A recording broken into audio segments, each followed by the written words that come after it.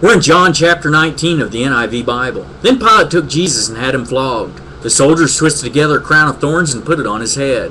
They clothed him in a purple robe and went up to him again and again, saying, "Hail, King of the Jews!" And they struck him in the face. Once more Pilate came out and said to the Jews, "Look, I am bringing him out to you to let you know that I find no basis for a charge against him." When Jesus came out wearing the crown of thorns and the purple robe, Pilate said to them, "Here is the man." As soon as the chief priests and their officials saw him, they shouted, "Crucify! Crucify!" But Pilate answered, "You take him and crucify him. As for me, I find no basis for a charge against him." The Jews insisted, "We have a law, and according to that law he must die, because he claimed to be the Son of God." When Pilate heard this, he was even more afraid, and he went back inside the palace. "Where do you come from?" he asked Jesus. But Jesus gave him no answer. "Do you refuse to speak to me?" Pilate said. "Don't you realize I have power either to free you or to crucify you?" Jesus answered, "You would have no power over me if it were not given to you from above. Therefore the one who handed me over to you is guilty of a greater sin." From then on, Pilate tried to set Jesus free, but the Jews kept shouting, "If you let this man go, you are no friend of Caesar. Anyone who claims to be a king opposes Caesar."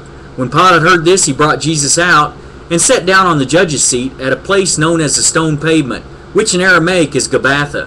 It was a day of preparation of Passover week, about the 6th hour.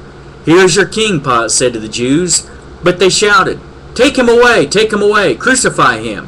"Shall I crucify your king?" Pilate asked. "We have no king but Caesar," the chief priests answered. Finally Pilate handed him over to them to be crucified. So the soldiers took charge of Jesus. Carrying his own cross, he went out to the place of the skull, which in Aramaic is called Golgotha. Here they crucified him, and with him 2 others, one on each side and Jesus in the middle. Pilate had a notice prepared and fastened to the cross. It read, "Jesus of Nazareth, the King of the Jews." Many of the Jews read this sign, for the place where Jesus was crucified was near the city, and the sign was written in Aramaic, Latin, and Greek. The chief priests of the Jews protested to Pilate, "Do not write the King of the Jews, but that this man claimed to be King of the Jews." Pilate answered, "What I have written, I have written." When the soldiers crucified Jesus, they took his clothes, dividing them into 4 shares, one for each of them, with the undergarment remaining. This garment was seamless, woven in one piece from top to bottom. "Let's not tear it," they said to one another. "Let's decide by lot who will get it."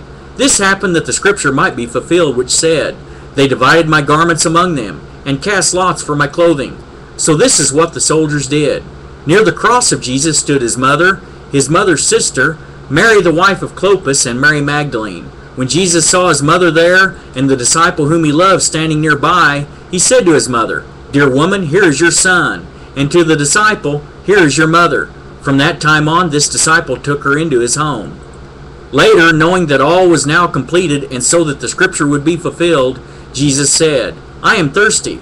A jar of wine vinegar was there, so they soaked a sponge in it, put the sponge on a stalk of the hyssop plant, and lifted it to Jesus' lips.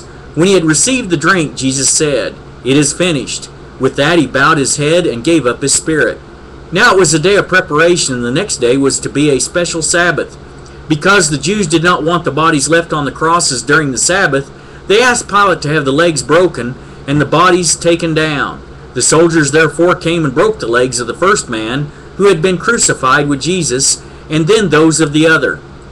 But when they came to Jesus and found that he was already dead, they did not break his legs. Instead, one of the soldiers pierced Jesus' side with a spear, bringing a sudden flow of blood and water. The man who saw it has given testimony, and his testimony is true. He knows that he tells the truth, and he testifies so that you also may believe. These things happened so that the scripture would be fulfilled. Not one of his bones will be broken.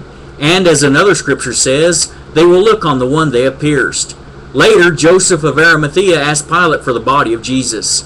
Now Joseph was a disciple of Jesus, but secretly because he feared the Jews. With Pilate's permission, he came and took the body away. He was accompanied by Nicodemus, the man who earlier had visited Jesus at night.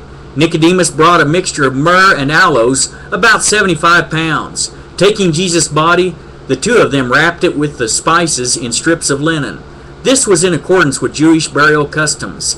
At the place where Jesus was crucified, there was a garden, and in the garden a new tomb, in which no one had ever been laid. Because it was a Jewish day of preparation, and since the tomb was nearby, they laid Jesus there.